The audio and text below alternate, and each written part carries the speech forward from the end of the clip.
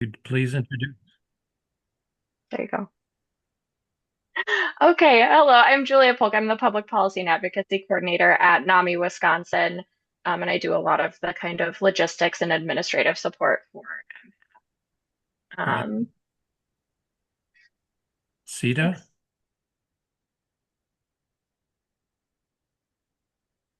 I'm Sita Deal. I'm a family member and a social worker and one of the core group members of MHAP and a longstanding NAMI member. And I'll throw it over to Sashi. Hi, I'm Sasha Gregory. I'm the Director of Policy and Research at the Wisconsin Primary Healthcare Association. I don't know who has gone yet. Dr. Otis? Thank you. Hi, I'm Rachel Otis. Nice to meet you both. And I am with Dr. Imler, the co-facilitator of the data work group. I'm an assistant professor in the School of Nursing at UW-Madison.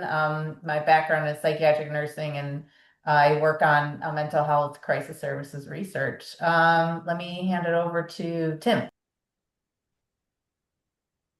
Oh, hello, I'm Tim Connor. I'm at the Institute for Research on Poverty, and we do Medicaid evaluations here. Nice to meet you both. And good, Dr. Weiner, familiar with some of your work in the past in Illinois using with Dr. Lyons using the CANs and treatment planning and placements in the child welfare system. So You've been following me for some time. it's been a while, but good to hear about the system today that you'll be talking about, Beacon.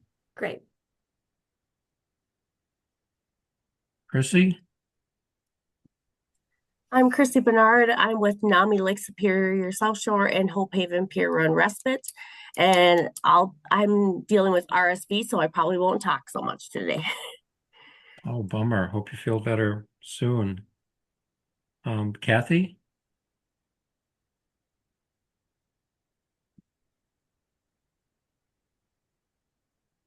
Sorry about that, Rick. Caught me off guard. Kathy Markland, Executive Director here at the Wisconsin Association of Family and Children's Agencies.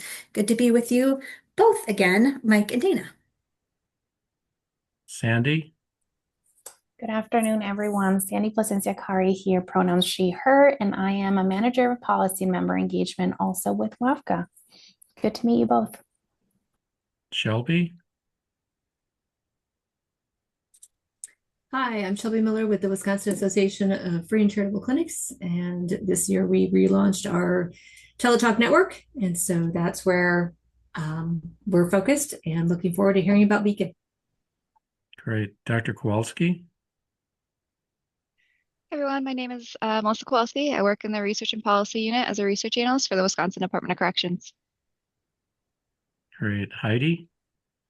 Good afternoon, everyone. I'm Heidi Pankoch. I'm a board member with Journey Mental Health Center in Dane County. Journey serves almost 10,000 people in crisis, community-based, and clinic services. And I was also the project manager on a consultant study way back looking at Wisconsin's behavioral health system about 15, 16 years ago. Great. Jess? Hi, everybody. Oops, I've got so many screens. Let me move you so I can look at you. I am Jess Smith with UW Milwaukee City, which is a research center focused on typically workforce in disability and behavioral health. So many of our projects intersect, and I don't get to attend all the work groups so much, but I'm really excited to hear more from the presentation today and appreciate all of your hard work. Great. Thank you. Paul? Good afternoon, everyone. Paul Krupski. I'm a policy director in the Office of the Secretary at the Wisconsin Department of Health Services. And quite involved with the rural health infrastructure efforts. So thank you for attending. Renee? Hi, everyone. I'm Renee Sutke. I work at the Wisconsin Collaborative for Healthcare Quality, previously at Journey Mental Health Center for many years. So it's a good mental health and data intersection there. Going to be off camera for a bit. I've been sitting all day and just trying to move around a little bit, so I will come on soon. Thanks. Sounds like a healthy thing to do. Let me see. Sashi? I already went. Oh, sorry. Just okay. Let me see here. Cheryl. I am Cheryl Smith. I am a volunteer with NAMI Washington County. I've been involved with NAMI Wisconsin and Washington County for about 20 years. I'm the parent of 2 adult sons with mental illness, and I'm on the Wisconsin Council on Mental Health, as well as MHAP. And my apologies. I'm not recognizing DUWELM. Oh, hi, Rick. My name is Leanne Dewey. Nice to meet you. I am with the Wisconsin Department of Health Services. So I work with Paul in the Office of the Secretary. Oh, excellent. Thanks for attending. Now, who have we missed? I think you missed Matt. Oh, I'm sorry. Matt, Yeah. please. Yep, no problem. Hi, everyone. I'm Matt Allard. I'm with Wisconsin Department of Justice. I supervise our Juvenile Justice Programs Unit here at DOJ, which includes, actually, there was a meeting of it this morning, facilitating meetings of the Governor's Juvenile Justice Commission. So just here to learn a little more and hopefully relay some information that I get today. Thanks. Great. Anyone else? If not, then just a quick background before turning it over to Dr. Weiner and Mike. I had heard maybe the acronym Beacon and happened to stumble on a wonderful presentation at the American Academy of Child and Adolescent Psychiatry in Chicago in the fall, where a great team presented, and I was blown away by the public-private partnership, the use of evidence-based practices, the use of data to further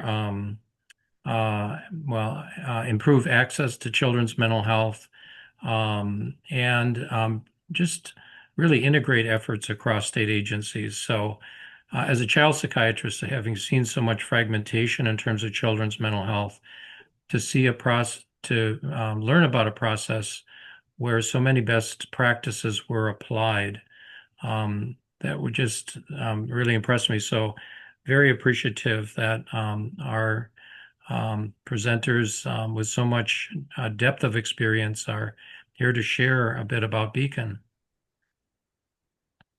Well, thanks for having us. I'll just quickly introduce myself and give Mike a chance to introduce himself, and then I'll get into the slides that I prepared for today. I'm Dr. Dana Weiner.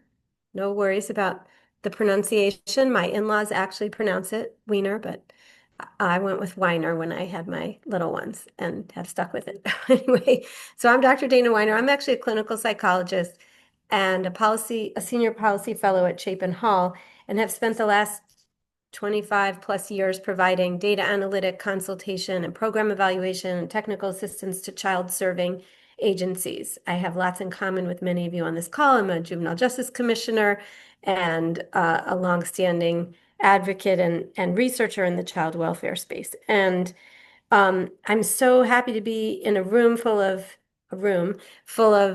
varied perspectives. And you'll see later on, one of the recommendations I made in these slides is to ensure that as you're developing these solutions, that you bring people in who are coming at it from multiple angles. And so you can check that off the list because you already have, it seems, a diverse group of representation here. Mike, do you want to introduce yourself before I share, and I'll call up the slides? Sure. Hi, I'm Mike Stiehl. I'm a senior policy analyst at Chapin Hall. More like Dr. Weiner, I've spent probably the last 20 years working all over the country in various health and human service systems. Most recently, I serve as the CTO for the Children's Behavioral Health Transformation here in Illinois, and I'm responsible for leading 3 of the 12 goals, all of which relate to technology, and one of which was Beacon.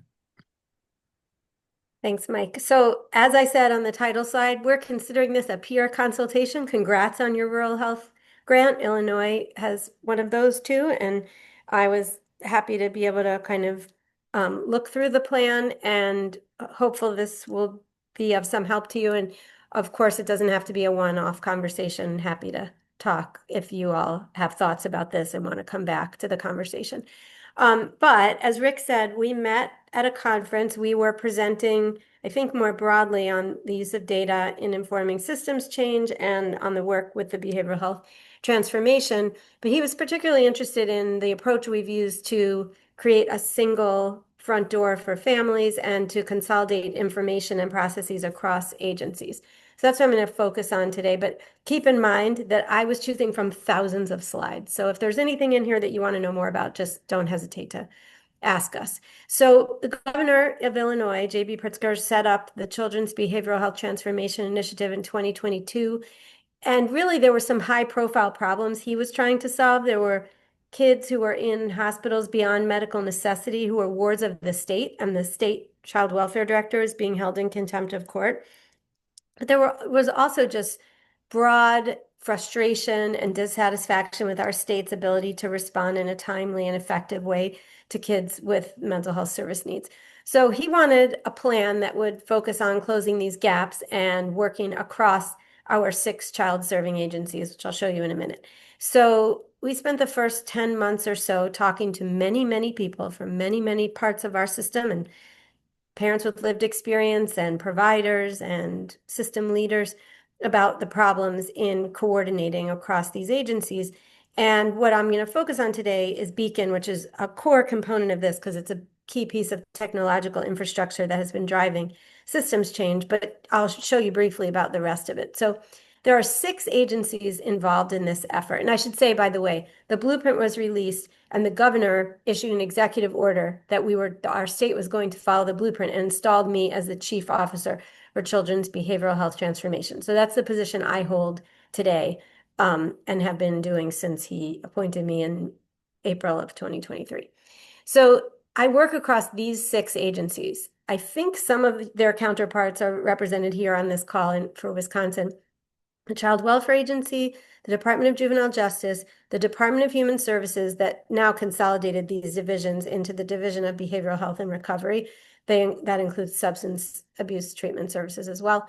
The Department of Public Health, which oversees inpatient hospitalization, the Illinois State Board of Ed, and the Medicaid agency. These 6 agencies all have a role to play in supporting children's mental health. Now, one could say, well, we also have a newly formed Department of Early Childhood that is kind of adjacent to this, but because that was a system in flux, I was really focused on the kids ages like 5 through 18-ish, but we work on the transitions at both ends.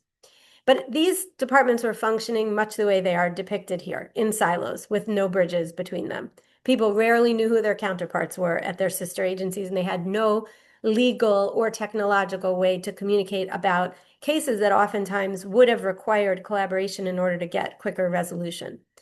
So the blueprint has 12 strategies in it. 4 of them are designed to centralize and streamline processes to make it easier for families to access things, and 3 of those are pieces of technology that Mike is leading the development of. 1 is Beacon, that's number 1. 3 is a repository of residential treatment beds, and 4 is a statewide resource referral tool. In the second column are 4 strategies designed to adjust capacity so that we have enough of what we need.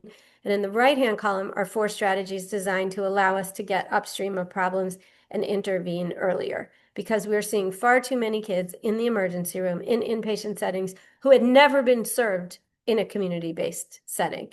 So we know we were missing those opportunities. So I'm going to focus on talking about recommendation 1, but I will touch on how it intersects with some of these others. So why did we start with recommendation 1? Why was Beacon kind of top of the list? It only came to be called Beacon later. I should tell you that the very first thing I did was to say, can I get into a room with the representatives from each of these 6 agencies to literally staff the cases of these kids who are stuck in the hospital?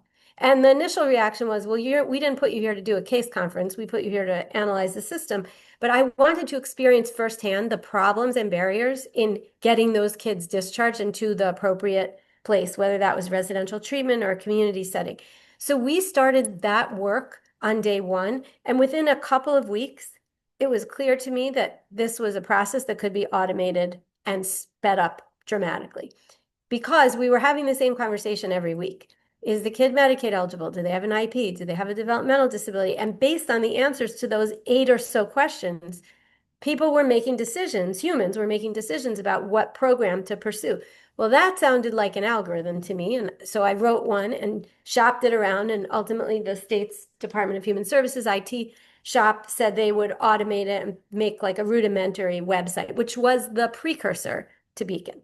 But what that did was it gave us a technological platform within which to practice working together so that by the time we showed up at Google's door and we had the funds to build a bigger system that you'll see in a few minutes, we already knew what we wanted it to do because we had been using it for 2 years, and we had accumulated data to provide evidence of its effectiveness for speeding processes, preventing unnecessary custody relinquishment. So the other reason we started with this centralized care portal, is because when I listened to families talk about their experience of getting services, particularly for kids at the deep end of the continuum who needed residential care, they described it like this, like they were standing at the edge of a dark, unmarked forest. What they got depended on which path they entered down. These are the 5 departments that could place a kid in a residential treatment setting.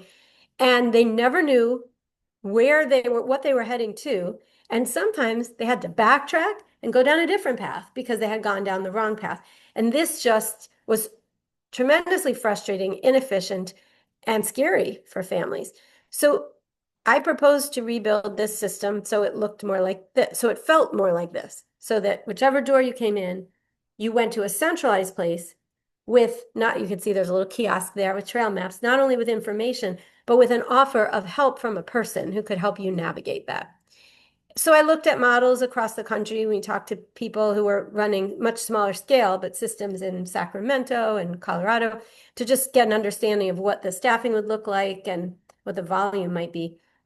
Anyway, in order for us to build the system so it felt like this to families, we had to actually build the infrastructure so that it looked like this, so that there was a centralized intake and referral hub that then could route people to the right place. Now, we didn't necessarily still have all the right things, and we didn't even have all the other pieces of technology, but we started by building this centralized routing application. So Beacon doesn't diagnose or assess, doesn't make appointments.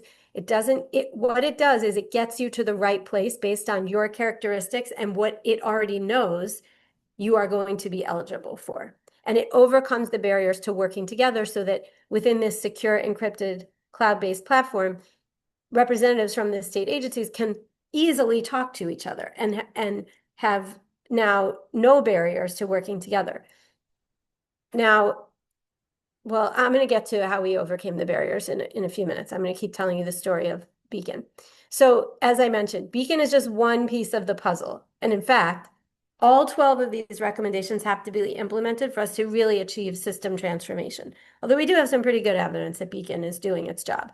Beacon can connect families with people who can help them. So basically, you'll see in a minute, when you go to Beacon, you can just get information about services, or you are asked, would you like more help? In which case someone calls you within 24 hours to help you. And I would say that of the 34,000 distinct visitors that came to Beacon last year, only about 1,000 said, somebody please call me, I need help getting services for my kids. And I'll give you more numbers in a few minutes. But Mike is hard at work on these other tools, on the statewide resource referral tool, on our school screening tool initiative, on the database that captures all the residential beds. But I mentioned Beacon doesn't do everything. It just is a routing application, but it's very effective at that. This is what it looks like, and that's the URL. You could go to the URL, but if you're from outside of Illinois, it will not provide you with the same. We can, for understandable reasons, we are only serving kids within our state. So families can create an account in Beacon, but they could also use it anonymously. And for many reasons that you can imagine, some families don't want to enter information into Beacon despite assurances of privacy and confidentiality, and they can still find recommendations for resources. Beacon is not a 24/7 crisis response tool. Like I said, people get a call back the next day, but if there's a button on every page of Beacon that says crisis help. If you click that button, you get referred to the crisis resources that we do have in our state. But if you choose to create an account, there's like a 2-step login. And one of the first things you're asked to do if you want to enter your child's information, is to sign a consent form. Now, I think this is one of the things that caught Rick's attention when he saw our presentation. So I'm sure many of you are familiar with the longstanding challenges to getting information sharing agreements or MOUs across state agencies. I certainly am familiar with that and have sat at tables for what feels like decades in the negotiation of those. Almost always unsuccessfully.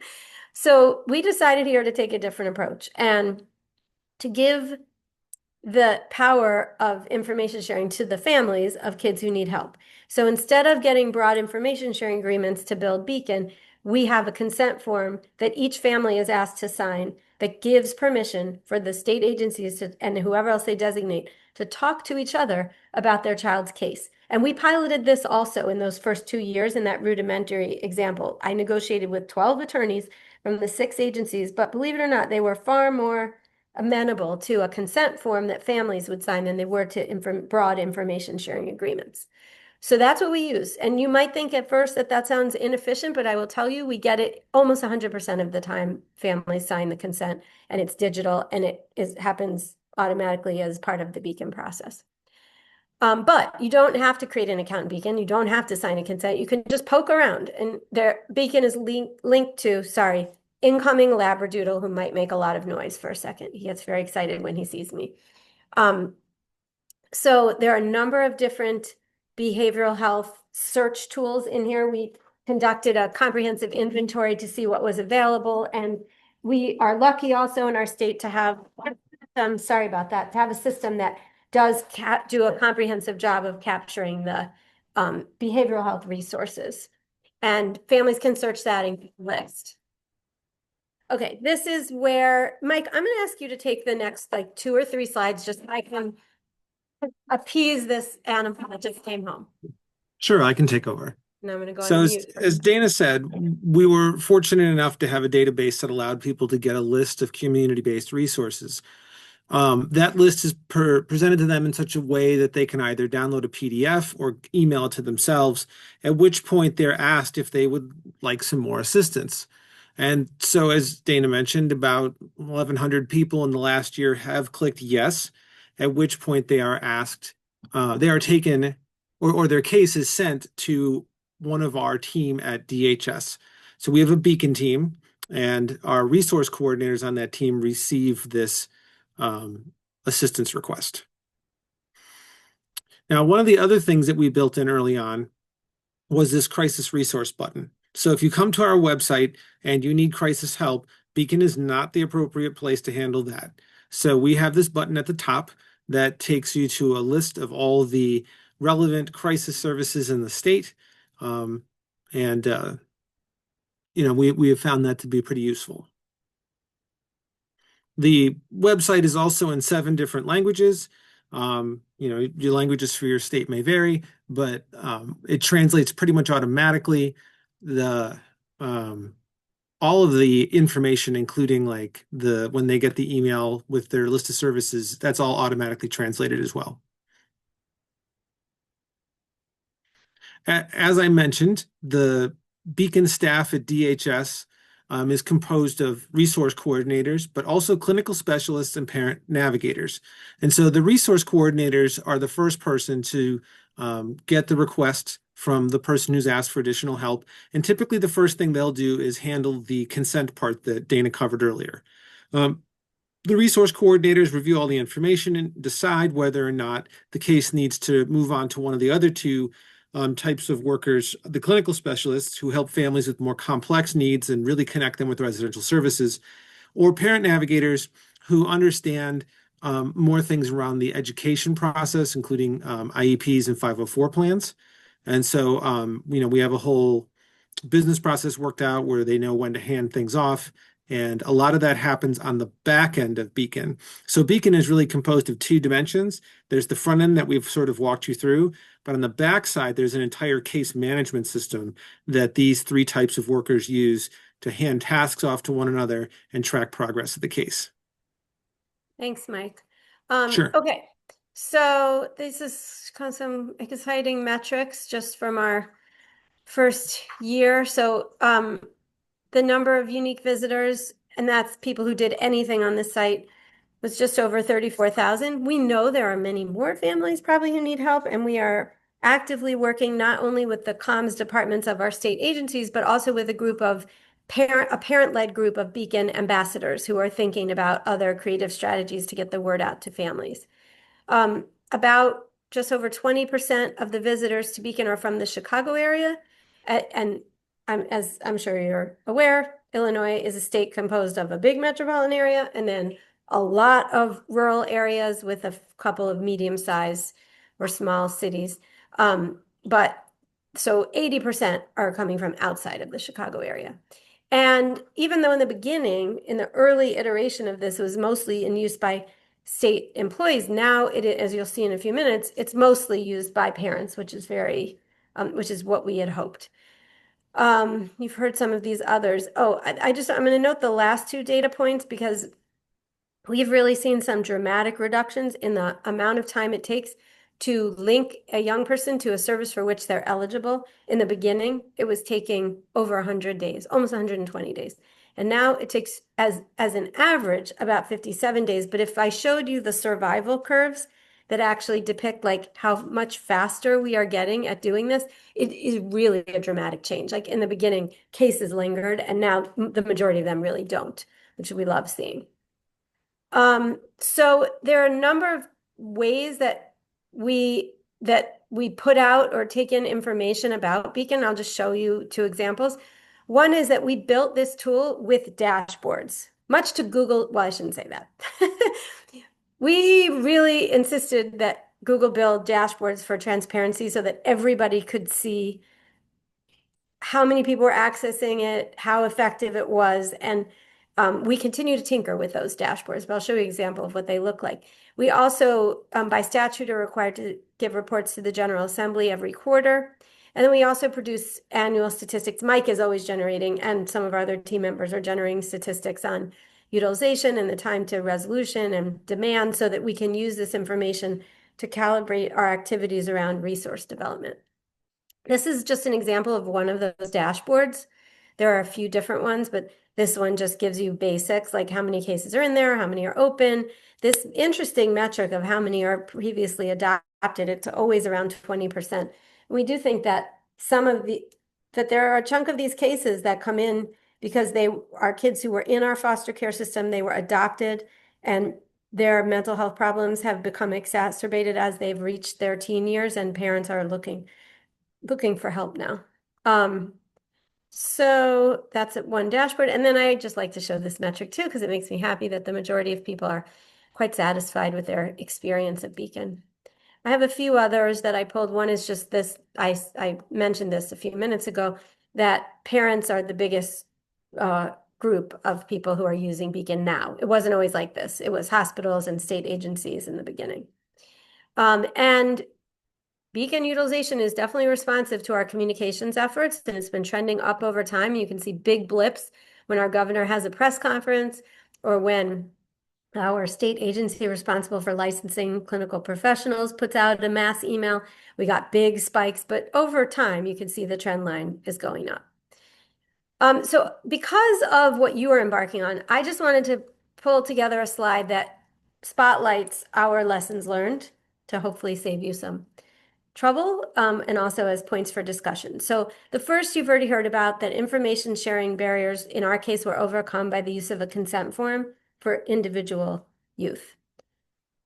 The second thing, and I have not mentioned this yet, is that one of the things you'll see in the blueprint, I assume you've seen the blueprint, I can put the link in the chat if you haven't. Appendix E in the blueprint is a master eligibility crosswalk. We inventoried every state-funded program for mental health for young people and the eligibility criteria for it. And we used that to build the eligibility algorithm that runs in the background of Beacon. I would highly recommend that you conduct a similar exercise because it really helped to be able to provide not even just that crosswalk, but like the decision-making around if you're eligible for this and this, go to this first. Like there's so many permutations of characteristics and needs that people have. And we spent a lot of time translating that crosswalk into an algorithm. The other thing I would say is that this work has really benefited from a deep understanding of process. Mike is an expert business process map maker. We've spent countless hours listening to families, listening to state agency staff about how processes are supposed to be and how they actually are according to parents. And that really informed how we built Beacon so that it would flow in a way so that we could address some of those pain points and make it flow better and more efficiently. And along with that, and I know that you already have some lived experience experts on the phone today, stakeholder input from varied perspectives was crucial. There are features that we would never have thought to put in Beacon if parents hadn't said to us, this is really the thing that is hard for us. For example, when we were building Beacon, we had parents say to us, we get asked for the same documents over and over again. We have to send the hospital records or the IEP or the psych eval. Could we upload them to our account and then they'd just be there and anyone who has consent to see them can just see them? That was, we were not thinking about that, and parents told us they needed it, and that's what Beacon has that feature. So it's really important to get input from lots of different people. And then this partnership with Google to build this tool, I will just say that they work very quickly and they work much faster than the pace of typical state agency projects. They required some dedicated staff on our part, like people who would be available within the hour to get back to them on important questions. It required processes that we had already tested that we knew were going to be successful because we didn't get a lot of bites at this apple. Even though we've tried to make it an iterative development process, we kind of had to know what we needed it to do because there wasn't going to be a lot of back and forth after the testing. And responsiveness, as I mentioned, like people who can really be like on call for a tech vendor to answer questions. So there are lots of other things that we've accomplished that I did not put in these slides today as part of this transformation, but I will say that I think the technology helps assist in the progress we've been able to make. We have a centralized now tracking repository of residential treatment beds. We passed a law, the first of its kind in the country, to require school districts to offer universal mental health screening by the 27-28 school year. We stood up a pilot for in-home behavioral health aides because we heard from families that that's what they need, but we're learning, unfortunately, well, not really unfortunately, but I guess fortunately, our state is recently made the change to cover ABA under Medicaid, and that has changed the demand for this particular service right around the time that we implemented the pilot. So we're learning that, and we're glad that everyone has more in-home services, but those pilot resources we learned what we set out to learn from the pilot, but we may divert those resources. We've also partnered with philanthropy and the Department of Public Health to rebuild our community network structure. We used to have an active LAN or local area network structure that was kind of divested from and had fallen apart a little bit. And now we are rebuilding it with robust involvement from family-run organizations. We are working on designing workforce extender roles to complement some of the professional roles in our workforce. And we continue to see unprecedented levels of interagency collaboration. So there are a few other tools that Mike is working really hard to get built. One is the statewide resource referral tool. Another is on continuing to refine that repository of residential treatment beds. And the third is we're working to decide on a procurement strategy for that school screening tool. But I think that's everything. I put our QR code and a bunch of links to things which in the slides, which I'll send you, Rick. And I also will put the link to the blueprint in the chat if you all don't have it. But maybe we pause here. I imagine you all have some questions, but whatever questions, like I said, you don't have today, because I imagine you'll meet as a group after we leave, and you might have questions in a week or two, and we're happy to answer them and help you keep moving forward. Wow. So impressive.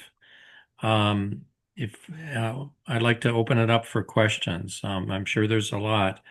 So either raise your hands or just speak up.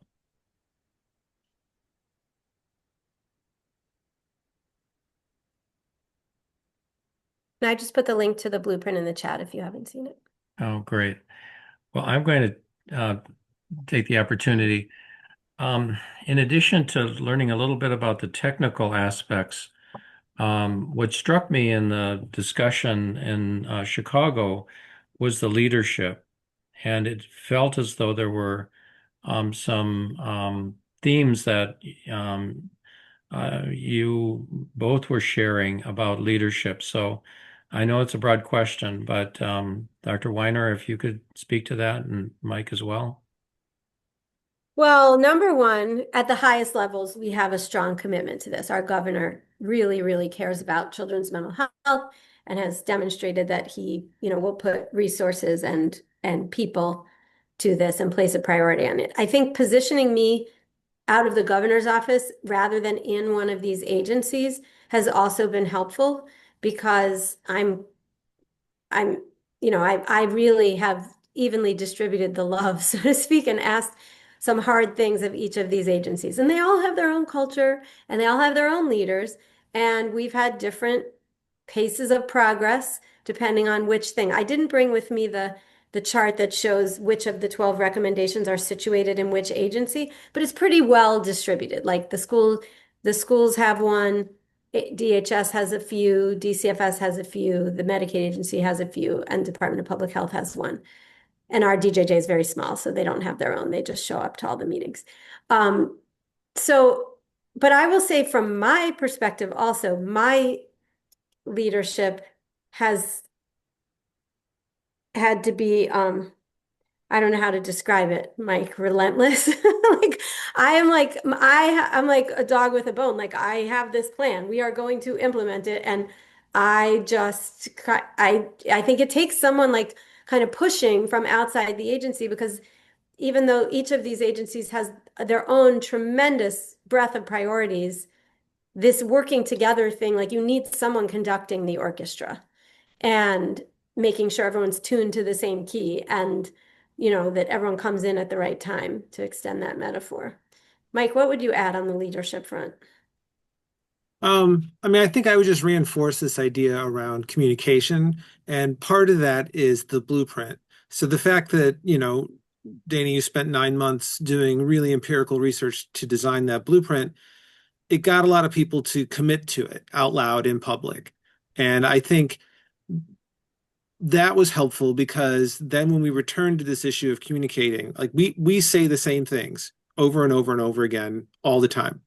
But we can always point back to this document and say, okay, everyone agreed this is the direction that we were going to go in. And that has been so incredibly helpful to have that sort of shared vision and, public commitment. Yeah, I totally agree. Also, I have two more thoughts on leadership because Mike mentioned the research that went into this. So I have always been a strong advocate for data and evidence-driven policy change, policy guidance, and leadership. And this is no exception. So from the very beginning, I was showing data to even to this interagency case conference. I would be like, okay, this is how fast we did this last month. This is how fast we did it this month. Or, how many cases did we resolve this month? And we would have like, virtual celebrations, but like reflecting data back to people all the time that like what you're doing is making a difference. Because I think people who work in big bureaucracies sometimes feel like they're keeping the trains running, but they don't really perceive the change. And so helping them see that like this is a new reality and you are helping make it so. And then the last thing I would say about leadership is I would think creatively about leadership because sometimes the leaders are coming from unlikely places. Like we think of leaders as like, oh, you're the state agency head or you're the deputy director or whatever. But we found champions who like really got it, who understood what we were trying to do at all levels of agencies. And when we found one, we would elevate them. We'd be like, hey, can we borrow this person's time? They're doing such a great job on this. And that benefited those people. It acknowledged their good work, but it also helped us then get a foothold in a place where maybe it was harder to get the attention of leaders who had a lot on their plate. So I would think creative, and that for sure includes people with lived experience. I don't know if you know Regina Kreider, but Chapin Hall had been talking about considering lived experience on par with academic experience, but yet we hadn't hired anyone who, on the basis of their lived experience, who didn't also have a bachelor's degree and a master's degree. And we hired Regina on the basis of her lived experience. And let me tell you, she is one of the most effective senior leaders we have hired and has been a tremendous asset to this work. And then now she supervises a number of other people who are hired for lived experience, so I think that's part of it too. I see two questions. Sita, and then Tim. I've got two very different questions.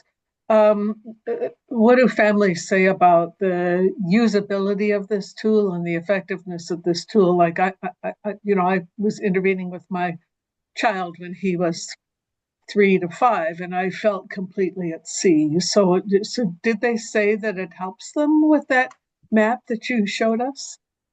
Yeah, so a couple things I will say. And also, I should add, I don't lead with this, but I also was the parent of a young person who had tremendous struggles as a very young person and went into school with an IEP and a one-on-one aide and had like 16 hours of in-home services. He's now an engineer and has multiple degrees and he's doing fine, thankfully. But navigating that system, even as someone who knew what I was supposed to be entitled to, I needed an advocate. I needed someone to help me. So here's what parents are saying. Now, keeping in mind, just like Yelp reviews, the people who say things tend to either be really happy or they're frustrated. I don't tend to hear from the very frustrated people via these channels. But what I hear from some people is, thank you so much for pulling strings to get me this timely response. And we respond, we didn't pull any strings. This is how we do it now. You said you needed help. We have a dedicated team of people who call people back. People are feeling very just the fact that they can reach a human, which was one of the big frustrations, was like, I have been navigating through online for weeks. None of these things have phone numbers with a person at the end of them. This is totally different. This is, do you want to do this on your own or do you want someone to call you? You say you want someone to call you, they call you the next day. And their whole job, we've hired 10 people that didn't, these are new positions that weren't there before. Their whole job is to help these parents feel like they're not alone and they can navigate it. So I think we've addressed the pain points of the parents. The thing we have not addressed, we have not built all the types of services that people are waiting for. So there's only so much the technology streamlines the processes. In some cases, it actually creates more pressure because people can see what they're entitled to and get more easily matched with it. But if the state doesn't keep pace with adding more capacity, like paying for more psychiatric services or for transitional housing for kids coming out of the hospital, like we've identified the things that are needed, then families are still going to be frustrated if they can't get the actual service they need. But it won't be because they don't know where to get it from or what they're eligible for. Did you say you had two questions, Sita? Sita might be frozen. I think she's frozen. Tim, why don't you go ahead and Sita will unfreeze, I'm sure. Well, thanks for the presentation. It is an impressive system. I was wondering if you are able to or have plans to monitor trends in behavioral health children's service utilization that by associated with the system. And I think my second question was you started to address, which is regarding capacity. How would you characterize the capacity of the Illinois state system for kids and parents to connect with these services? So, okay, first of all, on utilization. So there are things that I can see that I monitor, and I actually have a logic model that like identifies what were my short-term outcomes and my outputs, my short-term outcomes, my long-term outcomes. And I didn't give that speech today, but I highly recommend that you have like a logic model so you know what to measure. And the things I wanted to measure were kids staying in hospital beyond medical necessity, kids having their custody voluntarily relinquished to the child welfare agency, and wait times for services. But more specifically, some of the services were being underutilized because no one could see how to even get them. Those services are not being underutilized anymore. We do know that even though the people are looking for residential beds, we tend to have about 130 of them available on any given day. We have about 850 kids in residential treatment on any given day. But those 130 have like exclusion criteria or reasons why they're not the right fit for the kids who need them. So that's helped us to know like how to do more targeted resource development. What I haven't done, Tim, is like worked with the Medicaid agency to look at like how has claiming for services actually changed, or because the pathways we're sending people down it's not all one thing. But I will say that this, because when you streamline processes, you create pressures in different places. So instead of the pressure being on the families now, the pressure is on the state agency representatives to deliver the things that families can now easily see they could have access to.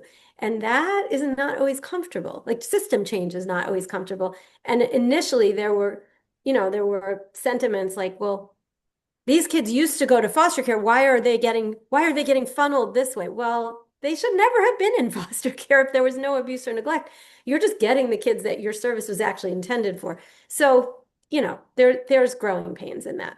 What was the second part of your question? I'm not sure I remember at this hour in the afternoon. So What was it's just capacity. The system Oh is yeah. great.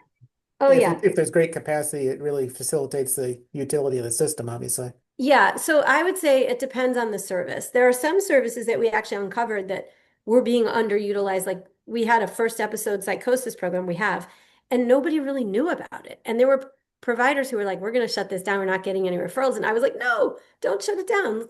Let's incorporate it into the Beacon algorithm and see how many people you get. So there have been wins like that, but there are not enough psychiatrists. There are not enough intensive outpatient and partial hospitalization programs. There are not enough residential and other intensive resources, particularly in rural areas.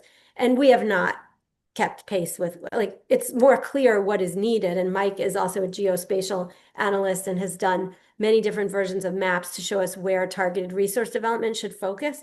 But I can't sit here today and say, yes, we've met the need, because I don't think, I think it's more clear now what the need is. Because before you just had a whole bunch of kids sitting in the hospital and it wasn't clear what they needed. Now we have the data to guide that. But is it happening yet in like a quick feedback loop? Not to the degree that I think it could. Yeah, I mean, I think I would add that like the analogy I like to use is it's a bit like going to the eye doctor and they keep moving those things, asking you if you can see better. And every quarter, I feel like we can see the system better. So, Dana, you had the experience of the governor asking you how many residential beds do we have? Nobody could answer that question 18 months ago. We can not only answer that question now, we can tell them what the staff capacity is versus the budgeted capacity, how many empty beds there are on any given day. Of those empty beds, what populations are they serving? We can look at the exclusions on those beds and say, why aren't these things being used? Those are all things we couldn't do 18 months ago. And 6 months from now, we're going to be able to do even more.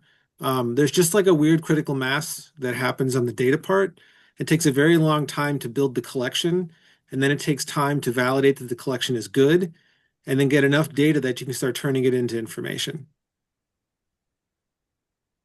That's a great point. And what I'm hearing about data, this is real-time data in terms of available resources. Kathy? Yeah, our capacity reporting tool is every single day. So I know today what the capacity was yesterday. Wow. Kathy? Thanks, Rick. And I've had the benefit of having met with Mike when you and I met with him, and then also having heard Dr. Weiner share this information just, I think, the day after you heard from him, in fact, in Chicago. So I have a lot of takeaways. I've been actually kind of using my meetings both with our children and families and with health services to share what I learned from those presentations, which included some of these key points around leadership. I was wondering if either of you had advice for us, and I think we got a chance to talk to Mike a little bit about this, but clearly we have some clear differences here in Wisconsin, one of which we're a county-based services system. And so when you think about the partners that you have pulled together and you look at those state agencies, I just wonder if you have some advice or some insight or thoughts for us about the complexity that layers on for building towards something like what you were able to do in Illinois. We're often faced with that distinction, in the child welfare space too, where some states are state administered and some are county based. And I tend to think there's like pros and cons to both, because in a system like yours, there seems to be a lot more like local knowledge and understanding of what the resources are, and a foundation on which to build more of a like community based approach to things. But at the same time, it's not like the state agency can't just decide like we're doing this in one way all across the state. But I do think that the technology, like in the same way that we manage the complexity of multiple state agencies and a consent form, like I don't know why you couldn't, it would just be another set of specifications that you would need to build into the technology that you build. I mean, we've done some work, Mike, in California and other places that are not on this scale, but where having a county, like, yes, there are issues of people are in one county and they might get services in another county, and how do you account for that? But I don't know, in my mind, I just think the parallel is like, well, it's just like having different agencies, like they're just additional entities. I mean, I suppose you could do it in another, I'm thinking out loud. I suppose you could do it in another way where like you come in and if you're from a particular county, you go to this, like there's like a kind of splitting off depending on which county you're going to. But I don't know, that feels to me like possibly a missed opportunity because people don't necessarily, I would imagine, live just within those boundaries, you know? Mike, do you have thoughts about this county-based challenge? Yeah, I agree with you that I think it's a plus and a minus situation. Like, I think in a county-based system, our goal in Illinois to build these regional networks, it's kind of already got an infrastructure in a county-based system that we didn't have. So for a long time, we had these local area networks, and the state made a decision to get rid of them. And now we're trying to sort of rebuild them. And many of those local area networks are counties. And so, to the extent that you already have active, engaged counties, you're kind of ahead on that particular dimension of what we're trying to do. From an IT perspective, there is the challenge of building technology and sharing the costs of that build across all those different domains. But we just recently changed Beacon so that all the data in the system automatically geocodes to a county. And we're going to start creating reports automatically so counties can see how many people are calling, what kinds of things they are. And the idea there is to start aligning those reports with our regional networks. So again, since you're ahead, it'd be pretty easy to do that. Now, it took us a little bit of time to find the right geocoder for that, but now it works. And so every address just automatically gets tagged with the county and we can just build codes. I mean, I could even imagine a world where you could even vary the type of front door based on what county you're in. You know, you could lead with certain resources. I mean, the hard part, like Dr. Weiner said, is the algorithms. Once you've got those, sort of varying them based on location probably isn't that hard. Well, and you mentioned the funding for the technology, and that's where our partners at DHS. I'm so glad that they're on the call or on the presentation to be thinking in terms of that. I'd like to throw in another observation. I was so impressed that you started with looking clinically at the path that kids and families follow, and doing that with various administrators and others at the table, because I think that psychological mapping of what is the consumer experience and focusing there can really inform this process. So I think that's an example of good leadership. Thank you. I think there were two benefits to doing that. One was keeping the human experience centered, like keeping everyone remembering, like, why are we doing this? Because it's easy to get lost in, like, we're going to change this program and we're going to implement this. But the other was, and this was not prescient. I learned this, but I won't forget it, that like for all the years I've been at tables where we try to encourage interagency collaboration, and in the abstract, it's really hard to get people to do anything different around that. Like it's just hard to know what that looks like. But if you have a kid who's been sitting in the hospital for 377 days and you are like, we have to work together to get Joey out of the hospital, and we're not hanging up until we get Joey out of the hospital. These people worked together almost from the beginning without really knowing each other, much more effective. Like they could do this, like they could focus on helping a kid. And it was very motivating for them. And they felt good when they could get it right. So that was really a lesson for me that like, if you want people to work together, and I should have known that like throughout my research time, it doesn't matter even so much what the people are doing. If they have a task to do together, you really can build some like a stronger foundation of collaboration. And so that I think that it was actually did turn out to be helpful. Wonderful Yeah, point. I mean, Go I ahead. would add, I think that is one of the biggest takeaways from this work that I was surprised by, which is we often talk about change being adaptive or technical. And so too often change leads with the technical. Let's build some piece of technology and then everybody adapt to it. And what Dana did by forcing everyone almost from day one to solve problems is they tackled the adaptive problem. And so they quickly realized, oh, here's how we solve this problem. And then the technology met them. And that meant there was almost no training on Beacon. Like the day it rolled out, people just used it because it was solving the problems they had identified by working together as a team. And so doing those things in that order was just transformational. And Sita's second question emerged. How did you sell this to the legislature to allocate sufficient funding? Yeah, so I just put a few notes in the chat.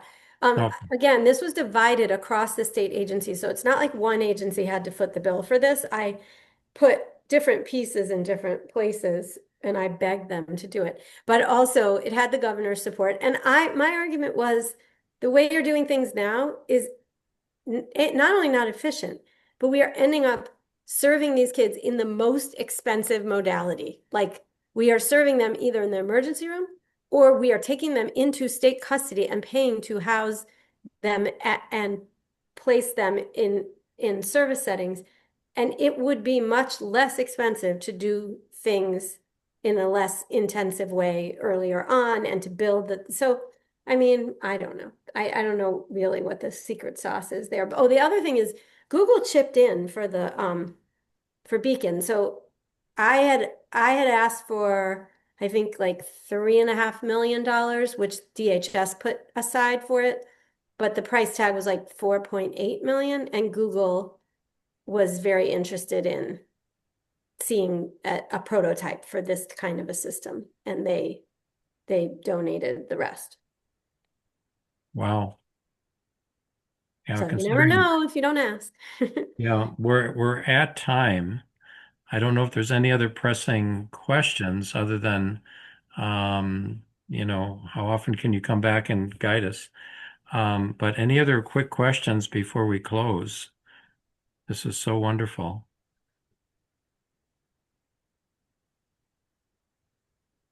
Okay, well, I guess the exodus will be down to Illinois of a lot of good people, so here we come.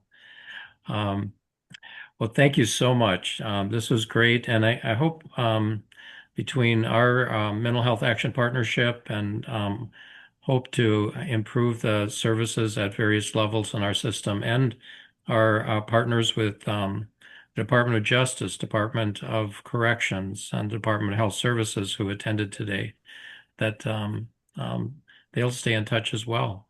So thank you. Great. Good to be with you all, and good luck, and let us know if you need anything else. Okay, we will.